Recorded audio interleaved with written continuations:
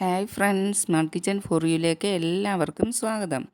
ഇന്നത്തെ recipe chicken nuggets ആണ്. Friends, നിങ്ങൾക്കെല്ലാവർക്കും സുഖം തന്നെയല്ലേ? വീഡിയോ കണ്ടുകൊണ്ടിരിക്കുമ്പോൾ ഇഷ്ടപ്പെട്ടാലൊന്ന് ലൈക്ക് ചെയ്യാൻ മറക്കരുത്. നഗറ്റ്സിനായിട്ട് 350 ഗ്രാം ബോൺലെസ് ചിക്കനാണ് എടുത്തിരിക്കുന്നത്. എല്ലില്ലാത്ത ചിക്കൻ ചെറിയ കഷ്ണങ്ങളാക്കി മിക്സിയുടെ ബ്ലെൻഡർ ജാറിലേക്ക് ഇട്ട് കൊടുക്കാം.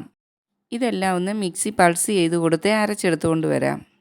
ചിക്കൻ പേസ്റ്റ് പോലെ അരച്ചെടുക്കരുത്, എന്നാൽ കഷ്ണങ്ങളൊന്നുമില്ലാത്ത രീതിയിൽ അരച്ചെടുക്കുകയും വേണം.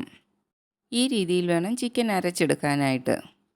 അടുത്തതായിട്ട് ഇതിലേക്ക് ചേർത്ത് കൊടുക്കുന്നത് 6 കഷ്ണം ബ്രെഡ് മിക്സിയിൽ പൊടിച്ചെടുത്തതാണ്.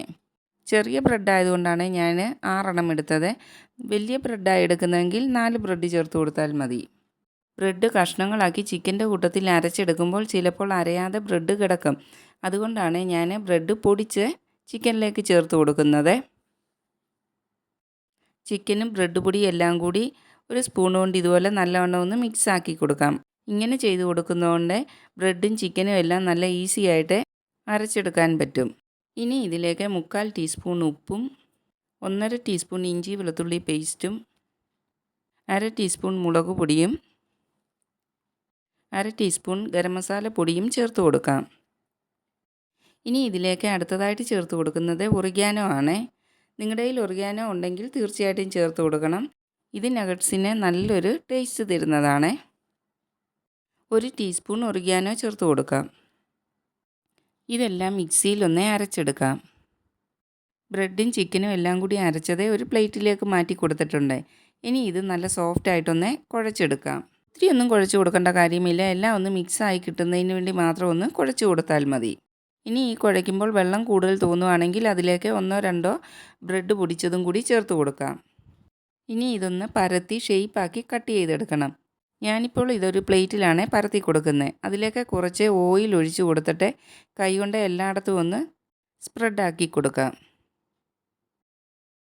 അരച്ചെടുത്തിരിക്കുന്ന ചിക്കൻ പ്ലേറ്റിലേക്ക് വെച്ച് കൊടുക്കാം. പരത്തുമ്പോൾ കയ്യിൽ പറ്റി പിടിക്കാതിരിക്കാൻ കുറച്ച് ഓയിൽ കയ്യിലേക്കും തേച്ച് കൊടുക്കണം. അതിനുശേഷം കൈകൊണ്ട് ഇത് നല്ലവണ്ണം പ്രസ് ചെയ്ത് പരത്തി കൊടുക്കണം. പരത്തുമ്പോൾ ശ്രദ്ധിക്കേണ്ടത് ഒരേ കട്ടിക്ക് തന്നെ പരത്തിയെടുക്കാൻ ശ്രദ്ധിക്കണം.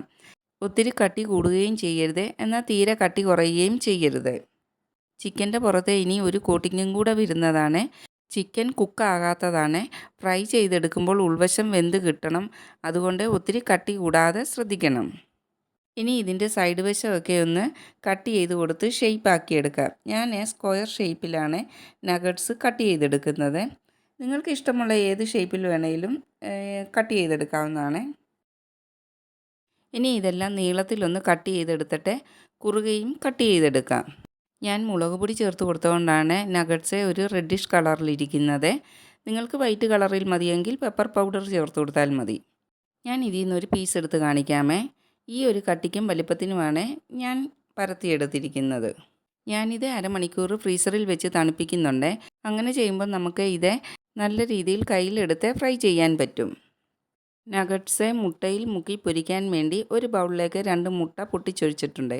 അതിലേക്ക് ഒരു പിഞ്ച് ഉപ്പും 1/4 ടീസ്പൂൺ കുരുമുളക് പൊടിയും 1 ടീസ്പൂൺ പാലും കൂടി ഒഴിച്ചു കൊടുക്കാം. ഇനി ഇത് നല്ലതുപോലൊന്ന് ബീറ്റ് ചെയ്തെടുക്കാം. മുട്ട ബീറ്റ് ചെയ്തെടുത്തിട്ടുണ്ട്. കുറച്ച് ബ്രെഡ് മിക്സിയിലിട്ട് പൊടിച്ച് ബ്രെഡ് ക്രംസും എടുത്തിട്ടുണ്ട്. അരമണിക്കൂർ ഫ്രീസറിൽ വെച്ചിരുന്ന നഗറ്റ്സ് ഫ്രിഡ്ജിൽ നിന്നും എടുത്തിട്ടുണ്ട്. ഫ്രീസറിൽ വെച്ചതുകൊണ്ട് പാത്രത്തിൽ ഒട്ടി പിടിക്കാതെ ഇത് പെട്ടെന്ന് തന്നെ നമുക്ക് എടുക്കാൻ പറ്റും. നഗറ്റ്സിൻ്റെ ഓരോ പീസ് വീതം എടുത്ത് മുട്ട ബീറ്റ് ചെയ്തതിൽ ഡിപ്പ് ചെയ്ത് ബ്രെഡ് ക്രംസിൽ നല്ലവണ്ണം ഒന്ന് കോട്ട് ചെയ്തിട്ട് ഒരു പ്ലേറ്റിലോട്ട് മാറ്റി വെക്കാം. ഇതുപോലെ മുട്ടയിൽ ഡിപ്പ് ചെയ്ത് ബ്രെഡ് ക്രംസിൽ പൊതിഞ്ഞ് ഒരു കണ്ടെയ്നറിൽ ഫ്രിഡ്ജിൽ സൂക്ഷിച്ചു വെച്ചാൽ നിങ്ങൾക്ക് ആവശ്യമുള്ളപ്പോൾ എടുത്ത് ഉപയോഗിക്കാവുന്നതാണ്. ഇങ്ങനെ എല്ലാം റെഡിയാക്കി എടുത്തിട്ടുണ്ട്. ഇനി ഇത് ഓയിലിൽ ഫ്രൈ ചെയ്തെടുക്കാം. ഒരു പാനിലേക്ക് നഗറ്റ്സ് വറുത്തെടുക്കുന്നതിനാവശ്യമായ ഓയിൽ ഒഴിച്ചു കൊടുത്തിട്ടുണ്ട്. എണ്ണ നല്ലവണ്ണം ഒന്ന് ചൂടായതിന് ശേഷം ഫ്ലെയിം ഒന്ന് കുറച്ച് വെച്ചിട്ട് നഗറ്റ്സ് ഓരോന്നായിട്ട് ഇട്ട് കൊടുക്കാം. ഫ്ലെയിം കുറയ്ക്കാതെ നഗറ്റ്സ് ഓയിലിലോട്ട് ഇട്ട് കൊടുത്താൽ പുറം ഭാഗം പെട്ടെന്ന് തന്നെ കരിഞ്ഞു പോകും. ചിക്കനൊന്നും കുക്കല്ലാത്തതുകൊണ്ട് തന്നെ അകവശം വെന്ത് കിട്ടുകയുമില്ല. അതുകൊണ്ട് ചെറിയ ഫ്ലെയിമിലിട്ട് വേണം വറുത്തെടുക്കാനായിട്ട്. അതേസമയം ഓയിൽ നല്ലവണ്ണം ചൂടായതിന് ശേഷം മാത്രമേ നഗറ്റ്സ് ഇട്ടും കൊടുക്കാവൂ. ഒരു വശം മൂത്ത് വന്നു കഴിയുമ്പോൾ ഇത് തിരിച്ചിട്ട് കൊടുക്കാം. ഇങ്ങനെ 2 or 3 പ്രാവശ്യം തിരിച്ചും മറിച്ചും ഇട്ട് നഗറ്റ്സ് ഫ്രൈ ആക്കിയെടുക്കാം. കടയിൽ നിന്നും വാങ്ങി കുട്ടികൾക്ക് കൊടുക്കുന്നതിന് പകരം നമുക്ക് ഇത് വീട്ടിൽ തന്നെ വളരെ പെട്ടെന്ന് തയ്യാറാക്കിയെടുക്കാൻ പറ്റുന്നതാണ്. നഗറ്റ്സ് കുട്ടികൾക്കും മുതിർന്നവർക്കും എല്ലാം ഒരുപോലെ ഇഷ്ടപ്പെടുന്ന ഒന്നാണ്. ഇതിൻ്റെ 2 വശവും മൂത്ത് വന്നിട്ടുണ്ട്. ഇനി ഇത് എണ്ണയിൽ നിന്നും കോരി ഒരു പ്ലേറ്റിലേക്ക് മാറ്റി കൊടുക്കാം. നഗറ്റ്സ് ഫ്രൈ ചെയ്തെടുക്കുമ്പോൾ ഒരു കൊതിപ്പിക്കുന്ന സ്മെല്ലാണ് ഇവിടെ മാകെ. കഴിച്ച് നോക്കിയിട്ട് നല്ല ടേസ്റ്റും ഉണ്ടായിരുന്നു. നമ്മൾ സൂപ്പർ മാർക്കറ്റിൽ നിന്നൊക്കെ മേടിക്കുന്ന നഗറ്റ്സിൻ്റെ അതേ ടേസ്റ്റ് തന്നെയായിരുന്നു. മയോണീസോ സോയാ സോസോ ചില്ലി സോസോ ഒക്കെ കൂട്ടി കഴിക്കാൻ അടിപൊളിയാണ്.